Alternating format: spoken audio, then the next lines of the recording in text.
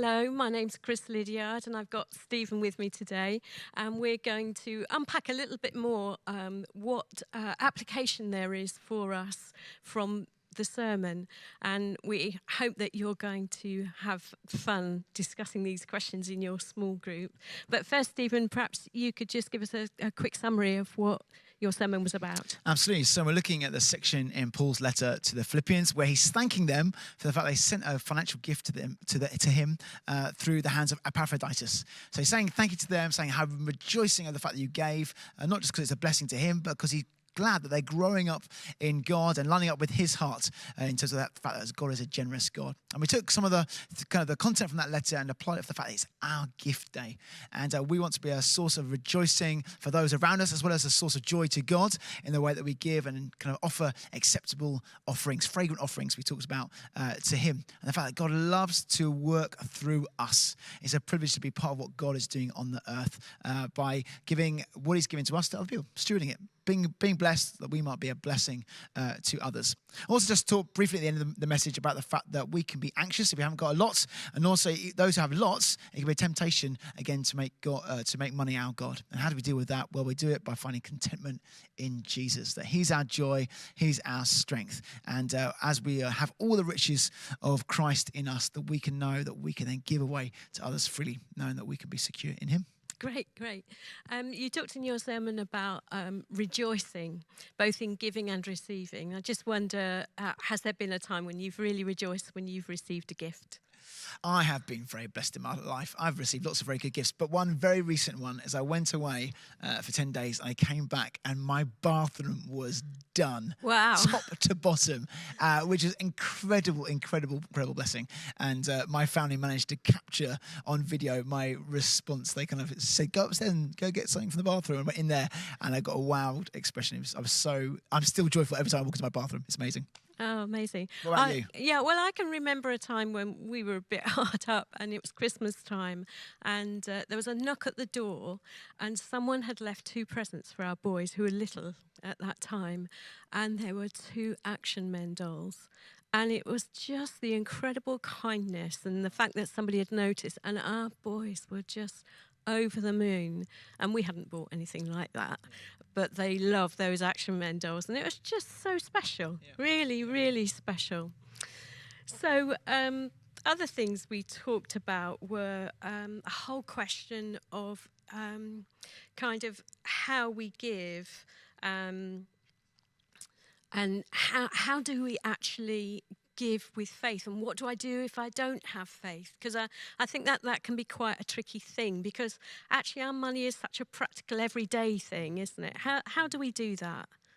Brilliant. I think there's a real reason why Jesus kind of, when he's teaching his disciples how to pray, he said, give us this day our daily bread. I think there is that sense of just constantly talking to God about the needs that we have. And we all have needs, and speaking to him about that. And I think that's actually a good reason to say grace and do it properly. And thank God for what you do have, but also mentioning before God your needs as well. And I think that's true when we come to giving as well. God cares about what we give, but also cares about what we save and what we spend. And so just talking to God about all those things and making that part of our kind of just our communication with him. And so I love a gift day because it really highlights it. It's like, okay, God, what do you want me to give? And sometimes I feel like God has put a figure in my mind, who's done it in Emma's mind, that kind of thing. Other times we're like, well, we kind of, this is where we normally head for, let's go for that again. But God, if you want us to double it, which is often a prayer we've got, or God, if you give us something extra, then we'll give you all of that, or that kind of thing, just to keep the conversation alive, I guess. Yeah. So what would you just say to somebody who says, I really don't have any faith to give? Would you say, give anyway? Or what yes, would give you us your say? money. No, not at all. I think the Bible's really clear. We don't want to give under compulsion. We want to be those who are cheerful, that sense of we have got faith. We do feel like God is speaking to us. But the reality is, as with lots of things in the life of faith, sometimes we work it out by working it out. Yeah. And so we learn to love by doing what? By loving people. We learn to pray by praying. You don't wake up one day and just learn how to do that. I think that's true with giving as well. We learn to give by giving. Yeah. And so I probably, if you're on that journey and not quite feeling it yet, not quite working out, well, I encourage you to still give. We know there's an obedience to God in that. We know there's a blessing in that. That's what the Bible promises. And just being able to lean on that, saying, okay, God, you're telling me this is good. I want to do this, and therefore I'll start small. And maybe that's it. And so I encourage people, go on that journey, and often find that people they grow in Yeah. their giving and generosity as a Yeah. result. And also faith comes by hearing the word of God, doesn't Amen. it? So it'd be a good thing perhaps to look up some scriptures about giving and particularly about God's provision for us. And then maybe taking one or two of them, meditating on them, praying them back to God. And that's another time I think when faith can really rise, when we get hold of his word. I think that's absolutely true. Brilliant. The other thing I'd add to that is that I think asking other people about Yeah. their journeys in it, Yeah. like how have they found faith? What's their reason to give? And I think even just having stories gives, hearing testimony does birth faith in us as well. Yeah, yeah. So what about that sense of, there's another gift day coming round. I've got this much in my bank. I'll just put it in. It's kind of I think it can be easy to lose sight of the fact that we're actually giving to God. Yeah, I think that's true. I think not even just gift days. I think, me and my wife, as I'm sure you and Rob and lots of people in the church, we give by standing order. Yeah. And you hear that bit in the service about giving. You think, oh, it's not mine. I've always sorted mine giving out. Yeah. But it's just taking those moments saying, oh, no, that is me. Yes. I am giving to you. Yeah.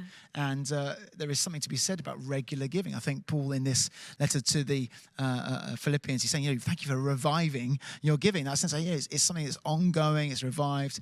And so it doesn't become just something that just happens. Yeah. It's something living Yeah. about it. What was your question?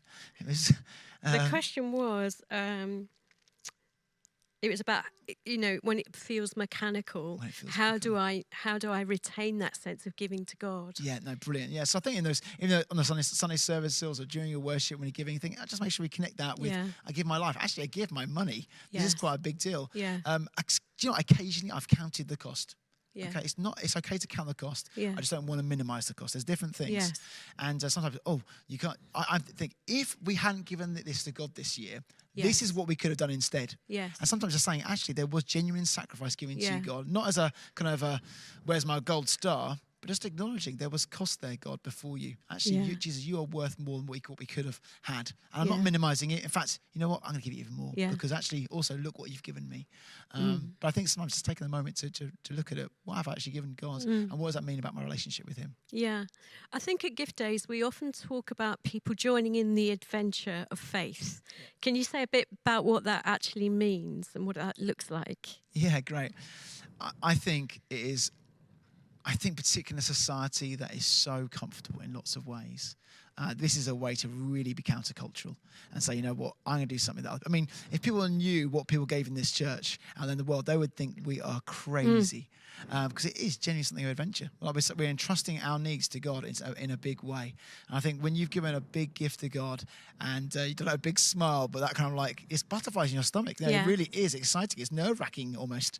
And that's a real sense of, I'm going to lean on God. And then when you see God come through for you, it's like, wow, God, I left myself in need, but you filled it up and some. Yeah. And He is rich and He is lavish. I know you guys have got a figure. I know you keep track of it in terms of what God's Yeah, given we to do. you. In fact, I think it was when we were really hard up, when we were younger and we were praying a lot for provision, we decided to keep a book of prayers.